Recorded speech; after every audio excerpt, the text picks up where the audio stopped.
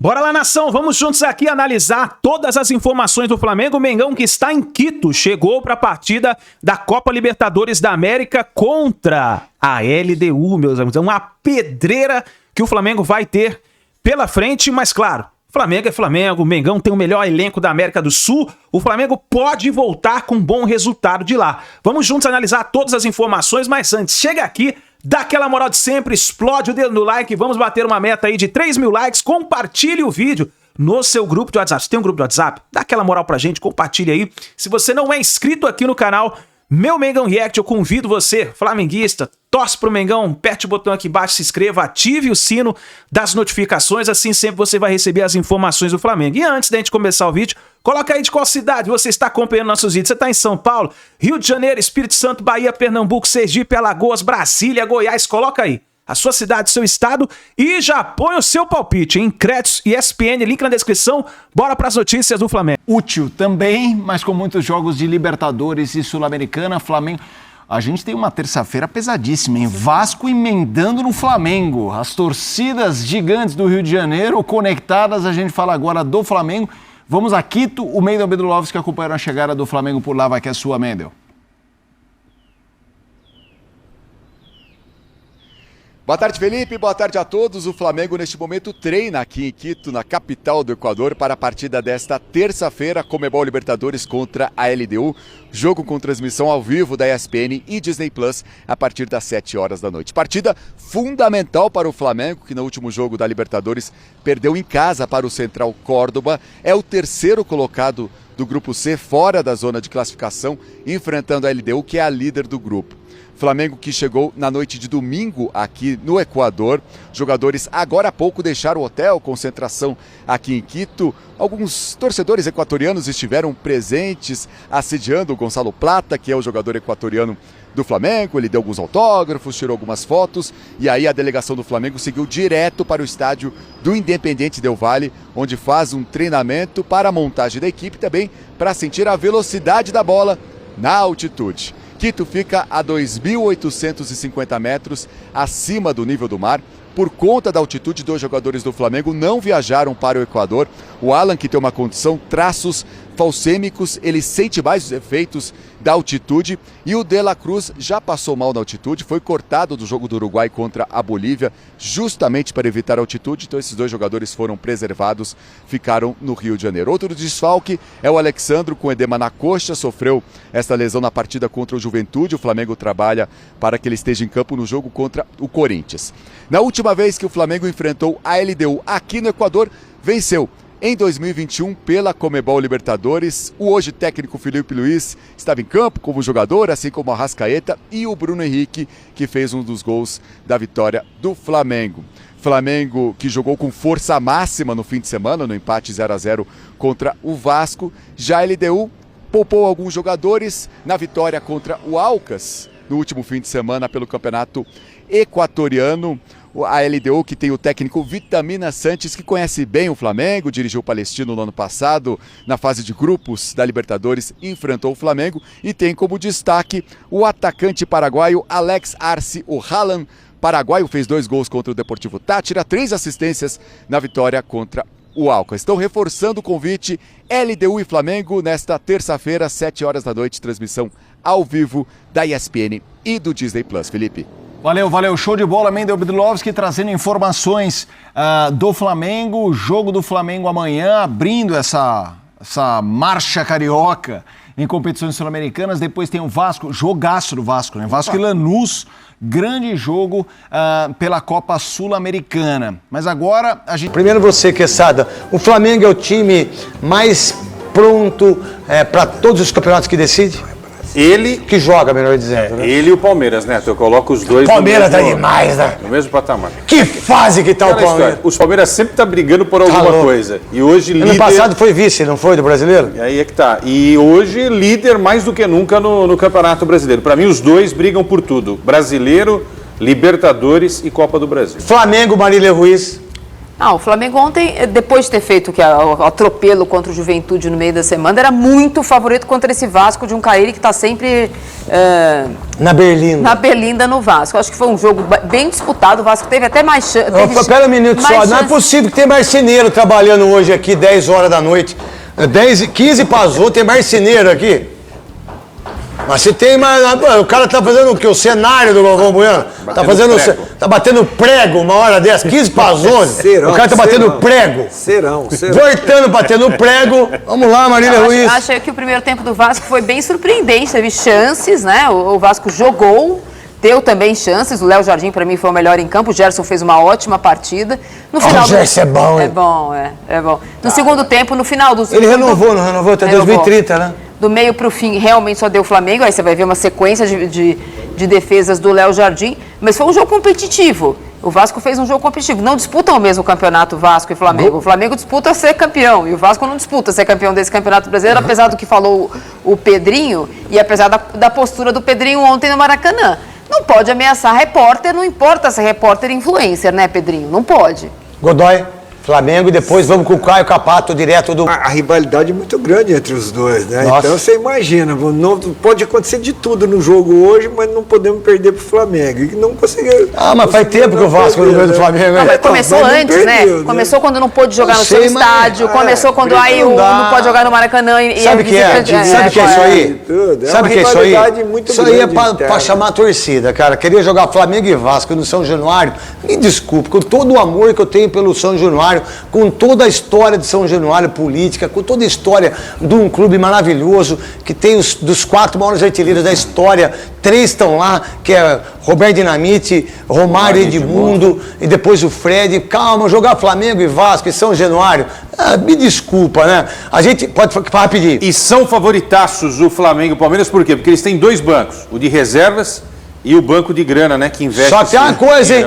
O Flamengo 0-0 contra o Vasco, foi um clássico, 0-0 e tudo mais. Mas perdeu uma cacetada de gols, a gente até vai estar discutindo sobre essa defesa do Léo Jardim, foi mais difícil que a do Rafael e tal.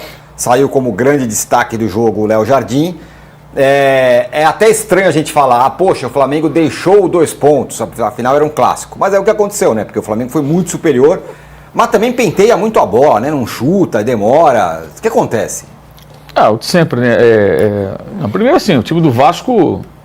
Muito mal treinado o time do Vasco, né? A gente vê os jogos do Vasco e acompanha isso. O jogo com o Ceará foi um desastre. E no sábado também, né? O Vasco teve até a chance no primeiro tempo, teve uma bola na trave, teve uma chance que o Nuno Moreira perdeu. Mas depois o Vasco praticamente não atacou.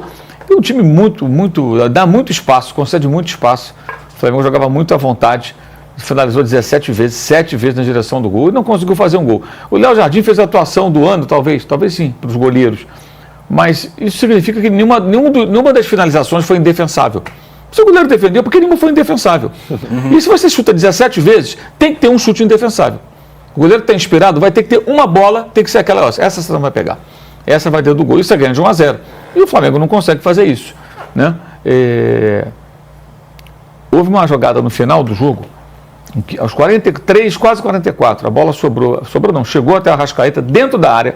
Tinha um jogador na marcação, uma distância de 1,5 m, 2 dominar, dar um pequeno corte, coisa simples, entre aspas, para um cara do nível dele, e chutar para o gol. Ele não chutou.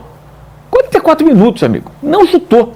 Rolou para o Pedro, cercado por 3 adversários, e acabou que a jogada não teve maiores consequências para o Vasco. O Gerson teve 4 finalizações, 4 chances e perdeu todas elas, né? Um jogador como o Gerson, que atua hoje não, já há algum tempo, como um meia, aberto pela direita, perto da área, ele tem que ter número. Isso é importante falar. Número de meia atacante, exatamente. Né? As pessoas elogiam muito o Gerson, ele tem uma porção de predicados. Do ponto de vista tático, ele cumpre uma série de funções em campo que o técnico passa, mas se ele joga perto do gol, ele tem que ter gol, tem que ter assistência. Certo. Ele tem uma assistência nesse campeonato, ele fez 3 gols e 6 assistências em 32 jogos do campeonato passado, também jogando muitas vezes à frente. É pouco, são números baixos. E ele tem que se incomodar com isso. Não tem que ficar zangadinho quando se fala isso, não. Como ficou no dia que o Marcelo Corrêa perguntou a ele uma outra coisa, ele joguei mal assim e tal, no jogo do Central Córdoba. Isso é algo que tem que incomodar o Felipe Luiz. Ele está muito perto do gol. A bola chega muito para ele. Ele é forte, ele é alto, ele cabeceou uma bola que foi uma grande defesa do goleiro, mas chutou 2 bolas por cima do travessão, que tem que acertar o alvo, cara. Não pode achar que foi azar. Não, não é azar. É se aprimorar. E isso é uma coisa que falta muito. O Flamengo vai ter uma dependência crônica do Pedro desse jeito. Ou de um dia que o Arrascaeta resolve chutar a bola no gol, né? Porque sábado ele achou que não ia jogar chutar. Não, para que chutar no gol? Vou tocar para o cara. 44 minutos, amigo. Bola subiu de andar. Você tem obrigação de chutar. Se não bater no zagueiro, na trave, o goleiro, for para fora, é outra história. Mas você tem que chutar a bola no gol. Não chutou para o gol. E aí o que acontece? Vai a coletiva e aí fica muito clara a precipitação daqueles que queriam o Felipe Luiz na seleção, pelo bem da seleção ou pelo mal do Flamengo, ou pelas duas coisas, né? Tem tudo isso. Você percebe um técnico que é uma coisa óbvia, ainda sem experiência, e lidando com algumas questões. De informação, como a gente diz. É óbvio que, assim, do trabalho dele e de como ele. As entrevistas são elogiadíssimas. Às vezes ele vai muito bem, geralmente vai. Não dá mais para o Felipe Luiz chegar na coletiva e minimizar os erros. Você quer que ele ataque o jogador? Não precisa atacar o jogador, mas ele tem que admitir para o torcedor do Flamengo que está vendo na coletiva que ele precisa resolver o problema das finalizações. Qual o problema? Realmente, fala então, se incluir, né? Nós perdemos muitos gols, nós precisamos melhorar isso, nós não podemos errar tanto nas finalizações. Tudo bem, não tem problema nenhum. Os jogadores fizeram tudo que o técnico pediu. Eu tenho certeza que ele não pede para o cara perder gol. Ele pede, nem precisa pedir, para o cara fazer o gol. Tudo, gente, é futebol. As análises de futebol hoje em dia estão contaminadas, muitas vezes, por uma coisa que é assim, os lances capitais. Por exemplo, Nuno Moreira, jogou bem? Jogou bem, fez isso, fez aquilo, ok. Mas ele perdeu o gol que era da vitória do Vasco. Acho isso mais claro. Dominou, cortou o Wesley, frente a frente com o Rossi, chutou, o Rossi defendeu, foi uma grande defesa. Mas a bola é defensável, ele estava sozinho. Ele não pode perder aquele gol. Era 1-0 o Vasco, talvez o Vasco fizesse por 1-0. Provavelmente sim, o Flamengo não consegue fazer o gol. Então você não pode analisar a atuação de um jogador ignorando a sua participação em lances capitais. O caso, Davi Luiz, o jogo do Fortaleza com o Palmeiras. Salvou a bola em cima da linha numa jogada acrobática. Mas a marcação que não existiu contra o Flávio compromete a atuação dele. A gente tem que analisar os lances capitais, gente. O lance que decide. Taticamente cumpriu, fez isso, jogou entre linhas. Gente, tudo isso não pode ser superior numa análise ao lance capital. E nos lances capitais, o Gerson falhou, o Arrascaeta não chutou e o Michael errou várias tomadas de decisão. Aí chega na zona mista e o Michael tá de sacanagem, né? Falar de fora é mais fácil. Por isso que ele ganha o que ele ganha. Para fazer o difícil. Não o jornalista ou o torcedor que tem que fazer o trabalho, é ele que tem que fazer o trabalho. Esse tipo de coisa tem que ser questionado internamente. O jogador não pode sair falando uma bobagem colossal como essa e achar que ele está certo. Claro que de fora é mais fácil. É óbvio. Mas se você está dentro do campo para fazer para fazer o que você faz, Michel, contrata um jogador que custa 1/10. Um jogador inferior tecnicamente, que vai perder gol, vai errar também. Sabe? É impressionante a falta de autocrítica e a dificuldade, que isso é nítido em algumas entrevistas, de admitir que eles não podem errar tanto.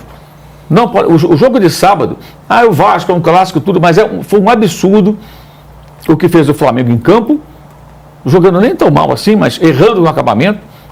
Não adianta falar, jogou bem e tudo, perde o gol, não chuta para o gol. E depois esse tipo de declaração. E o Felipe sempre tentando minimizar. Não estou dizendo que ele tem que criticar ninguém abertamente, é óbvio que não. Mas ele tem que dar uma satisfação ao torcedor. Não, o Michel fez tudo que o técnico pediu. Tá bom, então faz parte do combo de pedidos do técnico errar no acabamento das jogadas, não finalizar? Eu acho que não. Então ele tem que saber lidar mais com isso também. E mostra que também o quão precipitadas eram todas as previsões de que o Flamengo voaria no campeonato. Não é assim tão simples. Agora é só o começo, ele pode ajustar. E o jogo mais importante do ano até agora é o jogo de amanhã, que não pode perder para a LDU. Não tem o De La Cruz, não viajou, nem o Alan, eles têm questões lá com a altitude. O Alexandre, que está com uma lesão, que saiu durante o jogo contra o Juventude, no primeiro tempo. E ele vai ter que usar muito bem o banco. E o mais importante, no jogo como esse de amanhã, teve chance no primeiro tempo, que é quando você ainda consegue correr mais na altitude. Tem que fazer. Você tem que fazer, cara. Se tiver a chance de botar uma vantagem no placar, tem que ser no primeiro tempo. Não dá para correr atrás no segundo, não. Tem que ter muito essa consciência. E acho que o Flamengo tem muitas coisas, assim, são muitos detalhes importantes que tem que ser ajustados. Tem que ser ajustados. O Arnaldo, no outro jogo, foi 6-0 para o Flamengo, teve chance pimba, botou lá dentro. Tudo bem, não era um clássico, como era um clássico contra o Vasco agora. Talvez essa foi a diferença fundamental, Lá as bolas todas entraram, o time foi muito mais eficiente dessa vez. O time com... É o que o Mauro está falando, O time contra o Juventude em 20 minutos estava ganhando 3-0, O jogo tinha acabado no primeiro tempo, E acho que nessa situação... Claro que é outro tipo de de confronto, né? Tiram de dificuldade, a rivalidade, o mandante era o Vasco, que há muito tempo não ganhava do Flamengo, é um outro tipo, e quando você vai protelando, vai esticando o jogo, a chance do Vasco justamente é esticar a igualdade contra o Flamengo, o máximo que puder, né? E isso aconteceu algumas vezes, aliás, nos últimos confrontos entre esses times. Teve também nesse histórico a goleada do Flamengo sobre o Vasco, né? Ainda com o professor Boina, certo, Mauro? Isso. O 6. Álvaro Pacheco. Álvaro Pacheco durou pouco depois de ter sido goleado pelo Flamengo. Mas essa é uma marca interessante que o Mauro traz. É uma característica do Flamengo há algum tempo, talvez turbinada nessa temporada. Competente mesmo. Foram incompetentes para fazer os gols. Depois de 2 jogos em que fizeram o gol rápido, né? Contra o Grêmio e contra a Juventude, e venceram os jogos. Dessa vez não aconteceu. Foram incompetentes. Eu acho que isso tem que ser muito mais discutido, porque já vem de muito tempo esse problema das finalizações, da hesitação na hora de chutar, e isso custou a liderança do campeonato em 2 pontos importantes. Que não importa se é o Vasco, se é o São Cristóvão, se é o Bom Sucesso. Você tem a chance de ganhar um jogo, tem que ganhar. Tem que ganhar. Sabe, não tem essa. Porque tudo bem, foi o Vasco. Eu falei do Fortaleza. Esse é o momento que o Palmeiras aproveitou para ganhar do Fortaleza, que está fragilizado. O Vasco também. Então é o clássico. Talvez no segundo turno, comando do Flamengo, o Vasco possa estar num outro momento e vai ser um jogo de repente mais difícil. O Vasco mais organizado, o Vasco jogou mal. Se o Vasco tivesse se defendido bem, o Léo Jardim não teria feito tantas defesas. O Vasco não jogou bem. O Vasco fez uma partida ruim, como tem feito com muita frequência um trabalho fraco do Fábio Carille. E o Flamengo foi incompetente. Mas não foi freio de mão puxado, coisa nenhuma, não. Foi realmente uma incapacidade muito preocupante sob o ponto de vista rubro-negro. O Carille, ele deu uma declaração curiosa. Ele disse, eu prefiro meu time jogando sempre nota 6, do que às vezes jogar nota 8. Eu duvido que ele pense assim, não. Acho que bem, essa declaração é coerente. Eu gosto do meu time jogando nota 6. É coerente, eu acho que é coerente. Sim. Né? Sim. E de 6 para baixo também, né? Eu gosto do meu time jogando de 6 para baixo. É isso aí, nação. Tá aí as últimas informações do Flamengo. Então, Mengão está em Quito para a partida contra a LDU pela Copa Libertadores da América. Vamos ficar de olho para ver o que o Felipe Luiz vai preparar, qual será a escalação. Eu já vou deixar o meu palpite aqui registrado. Para mim, com muito sufoco, vai dar Flamengo 2-1. 2-1 nessa partida. Eu acho que o Flamengo vai vencer. Vai ser muito difícil, mas eu vou arriscar meu palpite 2-1. Mengão vencendo a LDU de Quito, conquistando os 3 pontos. Deixe nos comentários a sua opinião, o seu palpite, deixe seu like e a gente se vê daqui a pouquinho no próximo vídeo.